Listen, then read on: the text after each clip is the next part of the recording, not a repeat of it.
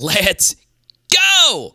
Desmond Ricks commits to Alabama. Today I'm going to tell you if this is actually really a big deal at all. Comment down below. Let me know your thoughts on this. I feel as if LSU fans are never going to trust anybody with the last name of Ricks ever again. And look, I know this feels like Pat Surtain all over again. And to be quite honest, it is. But there is some good news. Denbo Bands, I love that Twitter name. Denver Harris does commit to LSU. We'll get to that a little bit later. But first, the positives and negatives about losing Desmond Ricks. Boom! I'm looking at you. Yes, you right now. I know you've already subscribed and ring the bell. And obviously, you can get your new PHL merch, powerhourlsu.com. And if you're watching this now, don't forget we are going live tonight. And our live stream schedule is on the screen right now if you ever want to tune in and join the PHL community. Now, let's talk about Desmond Ricks here as far as the positives are concerned. The first thing, and once again, a lot of Bama fans in my comment section is going to say that I'm changing my opinion because things have changed. That's just not how I do things. How I evaluate you as a prospect, it might change depending on scheme to the school you go to, but individually, my prospect evaluations don't change if you go to one school or the other. This dates back to, when Harold Perkins committed to Texas A&M. I said he is still the bona fide best player in 2022 that I've evaluated. So, my personal evaluations, I like to remain the same. I like to be as objective as I possibly can. Obviously, this really sucks. Obviously, I'm pretty hurt by this, as are a lot of LSU fans, but let's get a few positives out there. The first on a macro scale is LSU's recruiting class is still very good.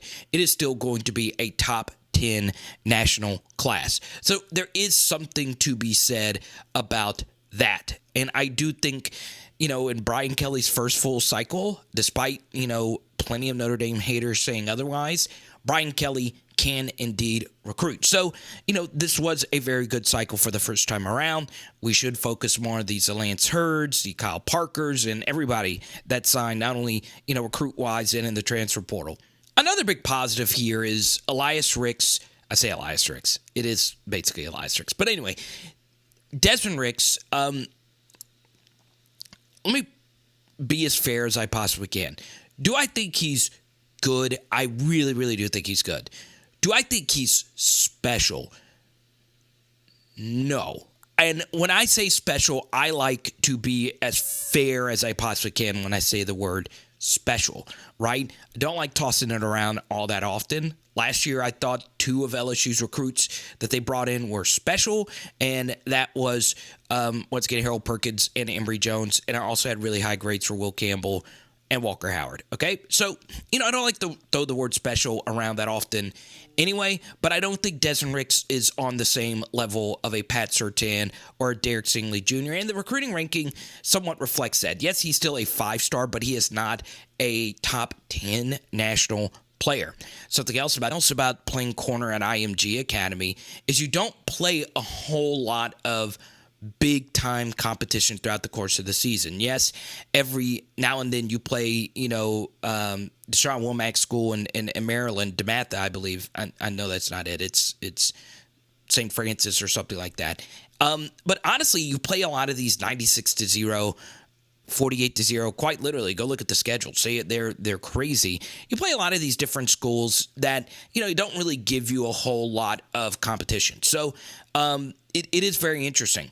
Something else I like about Desmond Ricks personally is that he did at camps compete against, really good players. And obviously when you practice at IMG, you do practice against really good talent all the time. It's still not game reps to me. And what I would see from time to time with Desmond Ricks is, just the IMG secondary as a whole would commit a lot of coverage bust against even the decent teams that they would play.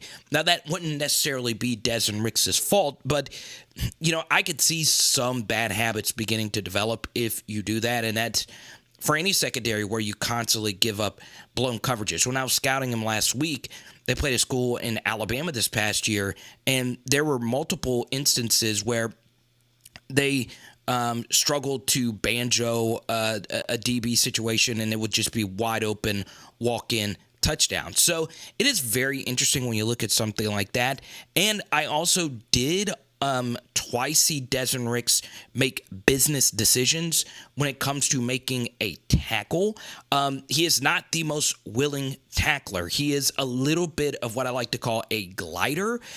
Elias Ricks was like this, maybe for good reason, because Elias Ricks has had shoulder issues. But what I mean by as a glider is you don't actually get in and make tackles. You just kind of walk alongside the pile, and you're not overly aggressive.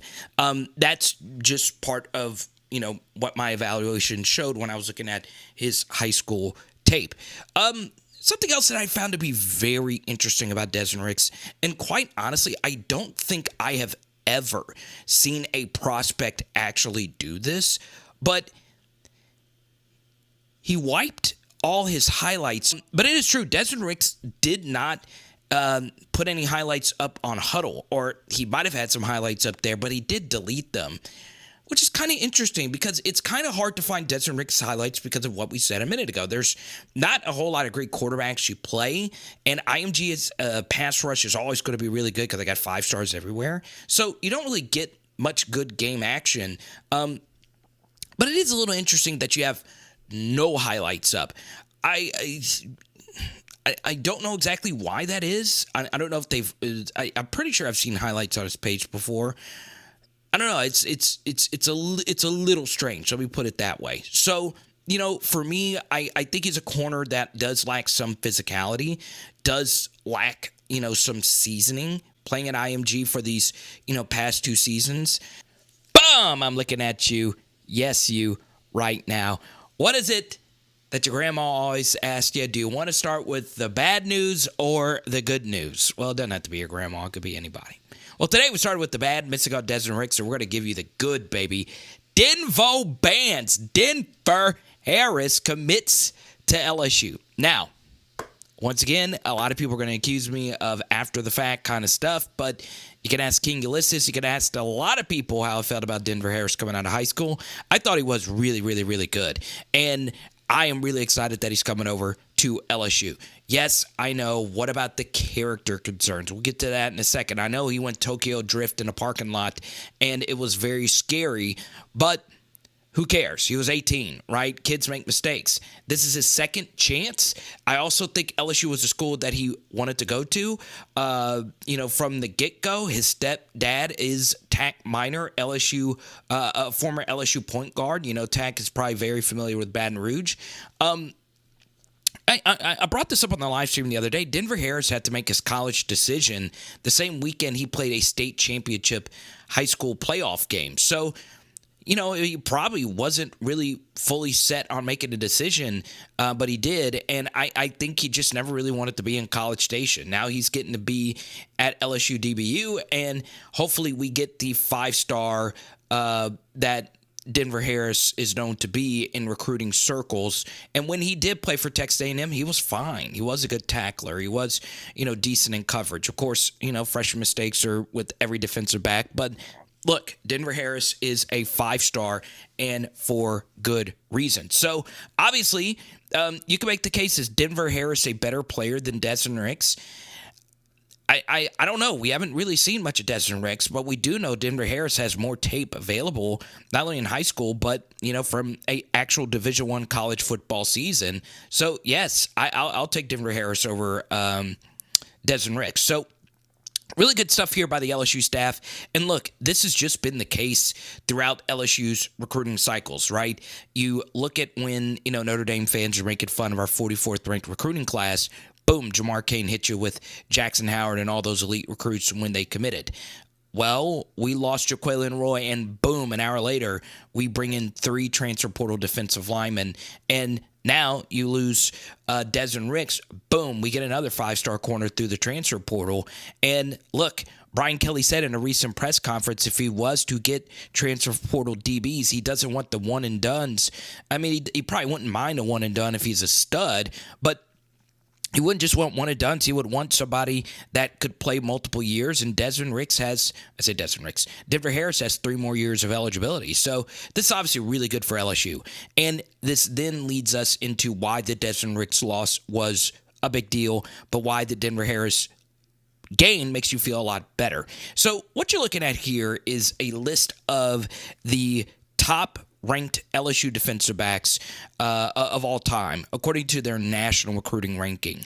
And as you move down this list, you will see that the bust rate exponentially increases until you get down to Greedy Williams and Tyrann Mathieu. Now, of course, there are 3-star defensive backs that have been really good at LSU. John Battle, obviously Mo Claiborne won a Thorpe, and Jalen Mills was a 3-star. But the truth is, 5-star DBs are where it's at, and it's not just LSU, it's just throughout college football. So I know a lot of you are very skeptical about Desmond Ricks. I understand it. LSU's got a really good culture. They really didn't have any off-the-field issues during the season. I understand that there is a lot of this, but at the same time, we are in desperate need of cornerback play. I don't think people quite understand that you have got to have depth at the defensive back position. There's only more DBs at play than less, with a lot of our success last year coming in 6 defensive back, 5 DB and 6 DB sets. A lot of exotic dime stuff Matt House did. We need DBs, right? You need numbers there. DBs get hurt. A lot of our DBs have gotten hurt. It's arguably been our most injured position over the past 3 years. You got to have depth there, and Denver Harris fills a not big need, a gigantic chasm of a need. And he is also a top 125 national player just in general. You look at any, breakdown of this. College Football Nerds did one earlier today. My buddy Jay Bud Davis also did one. Top 125 recruits far outperform the next wave of recruits. They just do, right? Whether it be NFL draft capital, whether it just be total production, it's where it's at, honestly. And that's not saying that there aren't going to be good 4-stars in this class, or there haven't been good middle-tier 4-stars. Heck, the best LSU football player of all time was a middle-tier 4-star. But the truth is, the 5-star guys ultimately move the needle, okay? Once again, I understand we can get into the 3-star thing. Justin Jefferson, J.J. Watt, Russell Wilson, but 4-stars and 5-stars, the depth, the numbers, this was really good with Denver Harris. Now, I'm going to give you a little extra name here at the end, and I know a lot of you are going to scoff at it because we have had varying degrees of success with FCS transfer portal defensive backs, but Zy Alexander is a very interesting player from Southeastern.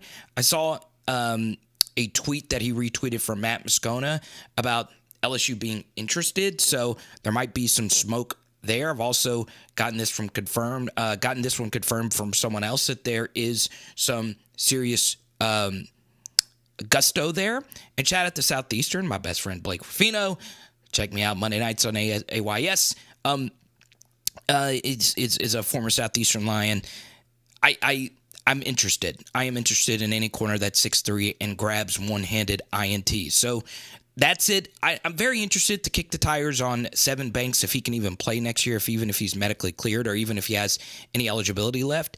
I'm interested in that situation, but there are a lot of different dominoes that are still yet to fall. But Denver Harris was big, and if he's mentally in and ready to go, once again, LSU did their due diligence on this. Watch out. This could be a big time player for us. And I ask, people that have watched me for a while, Denver Harris, I loved him, and I hated that he went to Texas A&M, but now he is with a winning team. So comment down below your thoughts on this, and let's go. Let's go, Dimbo Bands. Let's go. It is Power Hour LSU. Boom! And tonight, we're doing a taco party. Let's go.